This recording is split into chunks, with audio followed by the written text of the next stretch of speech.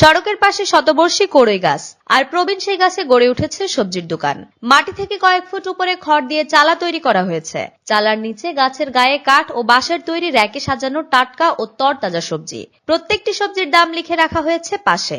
স্থানীয়রা ওই দোকানটিকে গাছ সুপার শপ বলে চেনেন ও জানে। আমরা যতটুকু কালীগঞ্জবাসী হিসেবে দেখেছি যে এই দোকানের একদম যতটুকু করেছে একদম নিজে হাতে করেছে, এবং প্রতিদিন এই এলাকার মানুষ এখান থেকে সবজি নিতে আসে, এবং সে যে সবজিগুলোর ডেকোরেশন করে যেটা সুপার শপে এভাবে সাজায় থাকে না, এবং প্রত্যেকটা মাল আছে কত টাকা রেট, সে রেট দিয়ে সে বিক্রি করে।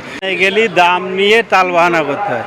এখানে আমরা গাছতলায় সুপার মার্কেটে সুবিধা পাই, দাম মোটামুটি ঠিকই থাকে, রেট দেওয়া থাকে, যে যার মতো যেটা ইচ্ছা সেটা নিয়ে যেতে পারে। এটা ঝিনাইদহের কালীগঞ্জ উপজেলার বৈশাখী তেল পাম্পের বিপরীতে মহিলা কলেজ গেটের পাশে ভূষণ সড়কে ব্যতিক্রমী এই দোকান করেছেন উপজেলার দক্ষিণ আড়পাড়া গ্রামের মাসুদ রানা। স্থানীয়রা জানায়, এক সময়কার মালয়েশিয়া প্রবাসী মাসুদ রানা স্ত্রীর প্রতারণায় দেশে ফিরে হারিয়েছে সবকিছু। সংসার চালাতে করেছেন চাকরি ও ব্যবসা, সবকিছু হারিয়েছে। নিঃস্ব হয়ে 1 বছর আগে সড়কের পাশের এই গাছটিতে তিনি দোকান দিয়েছেন। কাঠ, বাঁশ ও রড দিয়ে দৃষ্টিনন্দন এই সুপার শপটিতে বিক্রি করেন আলু, পটল, উচ্ছে, ঢেঁড়স, মিষ্টি কুমড়া, লাউ, সিম, পেঁয়াজ, কাঁচকলা, শসা, ঝিঙে সহ প্রায় সব প্রকার সবজি।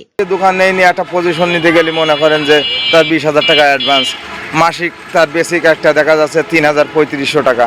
তাই এই মতো অবস্থায় আমার এরকম কোনো পুঁজি বা সমর্থন নেই। এই জন্য আমি এই জায়গায় এইভাবে আমি দিনপথ আমার চলে। স্থানীয় বাজার থেকেও বেশ কিছুটা কম দামে ওই দোকানে সবজি বিক্রি করা হয়। বাজারের কোথাও দোকান নিলে প্রয়োজন হয় অনেক টাকা, মাসিক ভাড়াও অনেক, কিন্তু সেই টাকা নেই মাসুদ রানার। তাই সড়কের পাশেই গাছের সাথে তৈরি করেছেন দোকানটি। আর্থিক অনটনের কারণে দোকান বড়ও করতে পারছেন না। আক্ষেপ করে তিনি বলেন, আর্থিক অনুদান পেলে সুপার শপটি প্রসারিত করতে পারতাম। প্রতিদিন সকাল 8টা থেকে দুপুর 1টা ও বিকাল 4টা থেকে রাত 10টা পর্যন্ত খোলা থাকে এই সুপার শপটি। এখন নিজের বুদ্ধি, নিজের মেধা দিয়ে এই জায়গায় মনে করেন এই স্ট্রাকচারটা আমি অনুকরণ করেছি। এখন যদি কেউ যদি সুশীল সমাজের আমার ভাই হিসেবে হোক, বন্ধু হিসেবে, দেশের নাগরিক হিসেবে হোক, কিছু যদি সহজে সরিফলন করে, তাহলে দেখা যাচ্ছে আমি এই জিনিসটাকে অত্যাধুনিক করতে পারি।